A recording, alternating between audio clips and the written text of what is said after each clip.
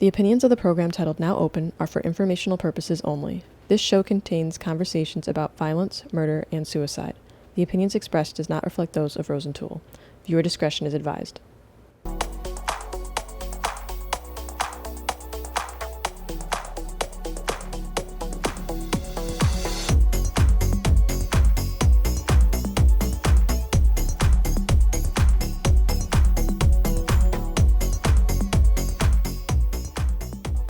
You talked about disownment, and I think that's a great transition for the high rate of homelessness in the trans community. Can any of you speak to that, or do you know anyone in your life who's also trans who's went through homelessness? Well, I haven't experienced homelessness, but I can attest to the fact that it's incredibly difficult just to find housing as a trans person. Having the ability to pay rent and reaching out to landlords and looking for new places, I've been ghosted on by just about almost everyone that I've reached out to, unless I'm looking in a specifically queer housing community that is targeting people like me. Well, I have been a victim of homelessness due to the fact that it was a choice, you know. You know how your parents say, if you under my rules, you got to live by them, and I didn't want to live by my parents' rule. Period. So me being gay, I had to go live the life. I was walking the Santa Monica Boulevard up 3 or 4 o'clock, jumping in and out of cars, taking dates, sleeping from pillar to post, but it hurted me because this wasn't who I was, and I was only doing it because I didn't have no acceptance in my home, and my family didn't accept me. Friends, really, they disown me, and so when you gay and you from the LGBTQ community, you find a family, and I went to Hollywood and I found a family, and we was all homeless together, you know, even though we had to go do certain things, steal, prostitute, do drugs, do all these type of things that go along with being homeless. How long was that period of your life? It was about 4 years ago, 5 years ago, and it was about 3 years.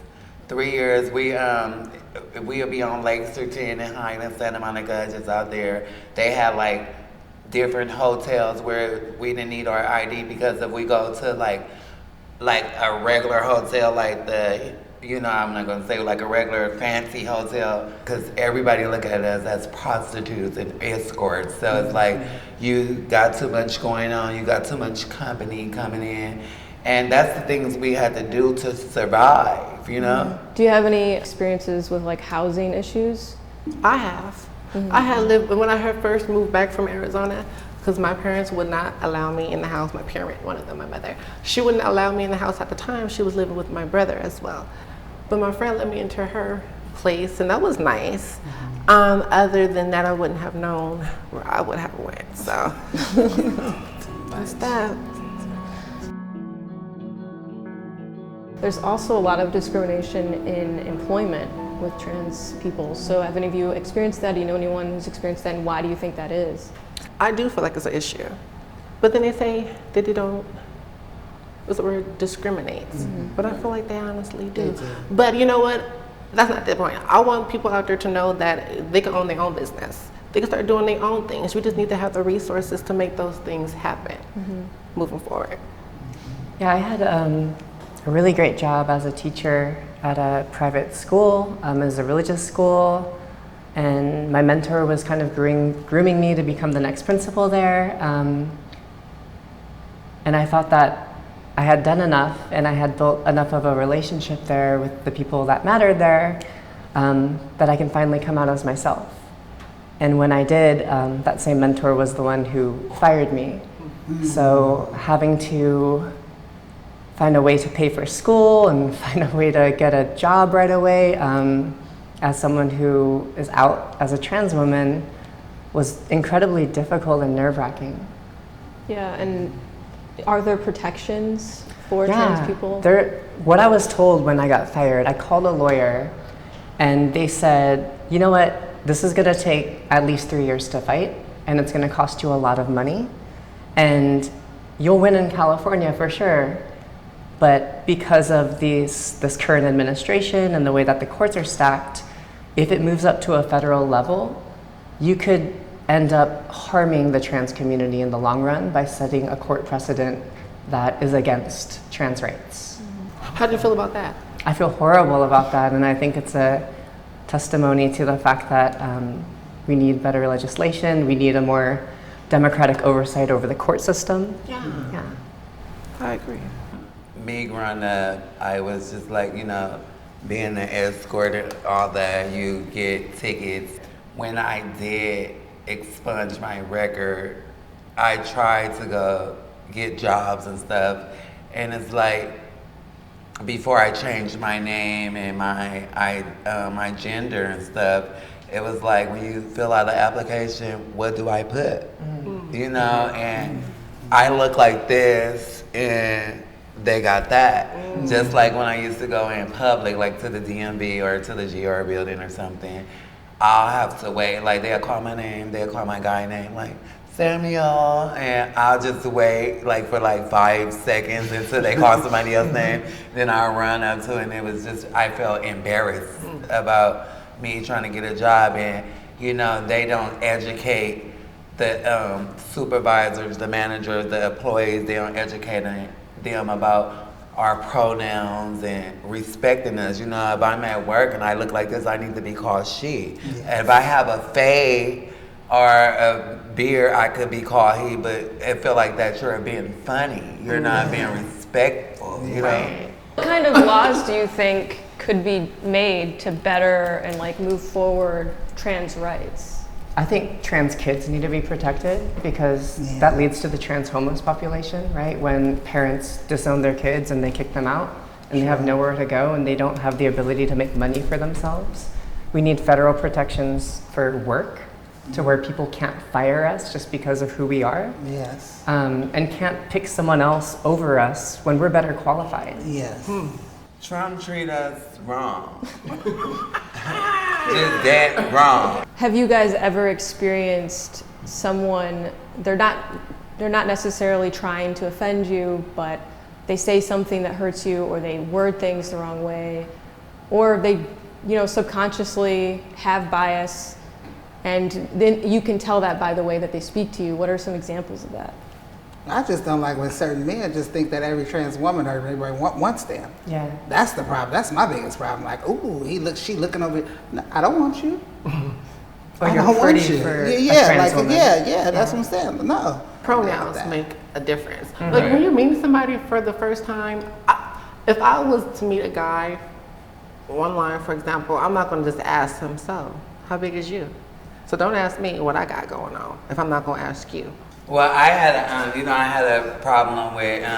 a problem with me being at the car rental place where I was basically trying to rent a car and I was discriminated for being trans. I thought they was being funny because how are you calling me him and you see what I look like, and clearly my ID says Savanna Garcia, my ID say female. Right. So you're calling me him and sir, you're being disrespectful and being funny. Yeah, that's out of line.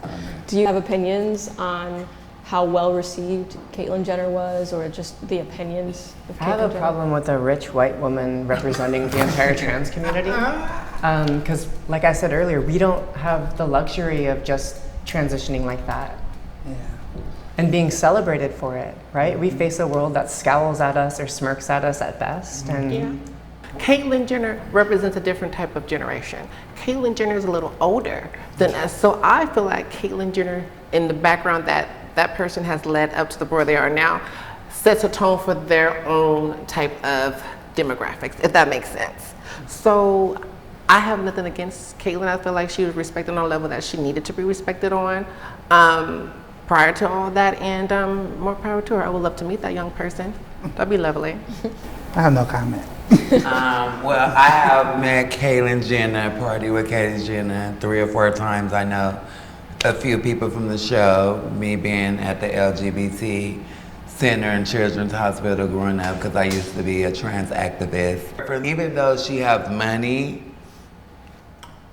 I don't necessarily think that she should just throw it out, but I think she's having been a good supportive or a good role model for us. We can't learn anything from Caitlyn because Caitlyn haven't been through the struggle, because the struggle is real, honey.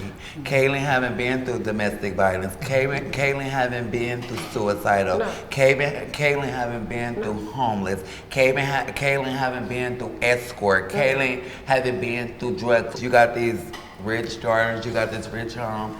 When you can be better with yourself, because I'm sure you going to get your hormones, and I'm sure you're educated. You're very educated on what's going on in this community and what we need help on.